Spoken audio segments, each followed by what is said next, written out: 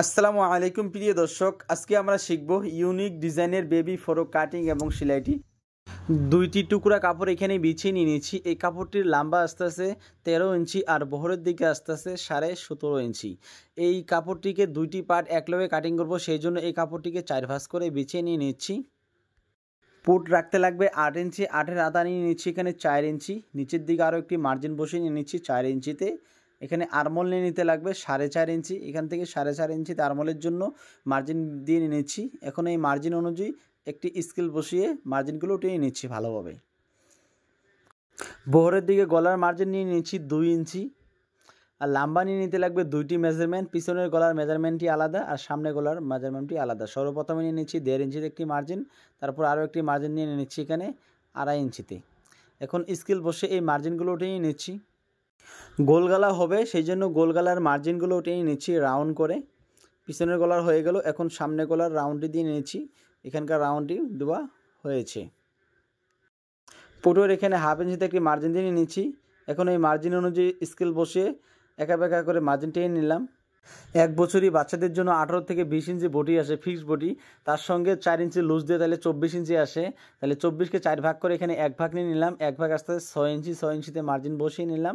তারপর এখান থেকে 1/2 ইঞ্চি নিলাম এক্সট্রা সেলাই মার্জিনের জন্য। এখন এখান থেকে পেটের মার্জিন দিয়ে নিচ্ছি। পেটের মার্জিন নিয়ে নিচ্ছি এখানে 6.5 ইঞ্চি। এখন এখানে যতটুকু আসতে সেম টু সেম মাপ এই পেটের এখানে মার্জিন বেশি নিতে লাগবে। এখানে মার্জিন দিয়ে নিলাম। নিচের দিকে কাপড় যতটুকু রয়েছে সেম টু সেম অতটুকুই থাকবে। তাহলে এখান থেকে টান দিয়ে স্কেল বসিয়ে চক দিয়ে মার্জিন দিয়ে নিয়ে নিচ্ছি। এখন তাহলে আরমোলের শেপটি দিয়ে নিয়ে নিচ্ছি।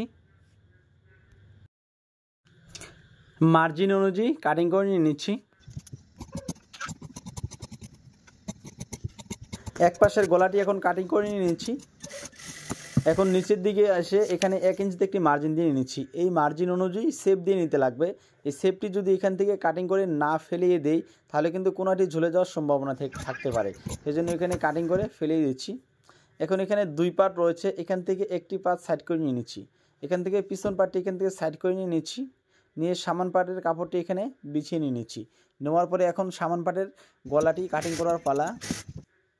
এখন সামান পার্টটি কাটিং করা হয়েছে, এখান থেকে সামান পার্ট সাইড করে দিয়ে এখন পিছন পার্টটি নিয়ে নিচ্ছি।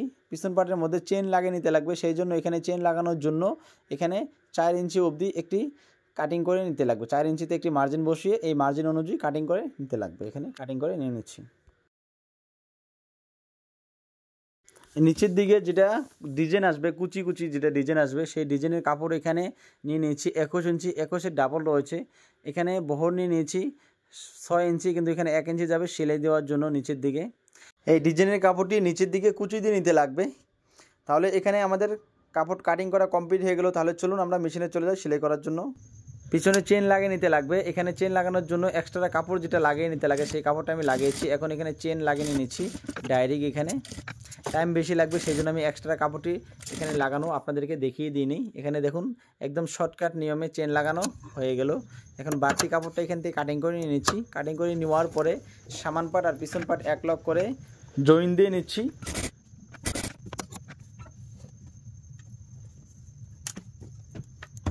গলা এবং হাতার মধ্যে পট্টি লাগিয়ে নিতে লাগবে। পট্টি লাগানোর জন্য ডিজাইনের কাপড়টি এখানে ইউজ করেছি আমি।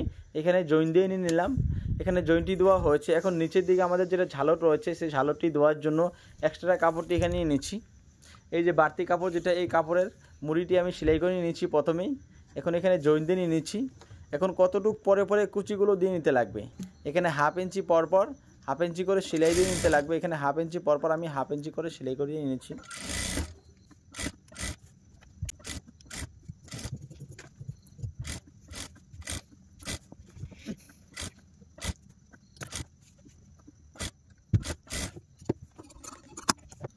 এখানে দেখুন সুতা উঠে যাচ্ছে, সেই জন্য আমি এখানে ইন্টারলক মেরে নিচ্ছি। ইন্টারলক মেরে নেওয়ার পরে দেখুন এখানে সুতা আর উঠছে না। এদিকে দেখুন কুচিগুলো দেওয়া হয়েছে। এখন 2টি পার্ট এক লক করে নিয়ে 2 সাইডটি সেলাই করে নিয়েছি।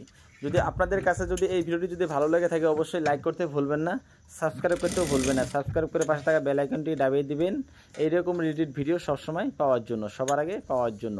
আর যদি ফেসবুক থেকে দেখে থাকেন অবশ্যই আমাদের পেজটিকে ফলো করে রাখবেন, যাতে এই ভিডিওগুলো আপনারা সবসময় দেখতে পারেন। এতদূর অবধি দেখার জন্য থ্যাংক ইউ সো মাচ।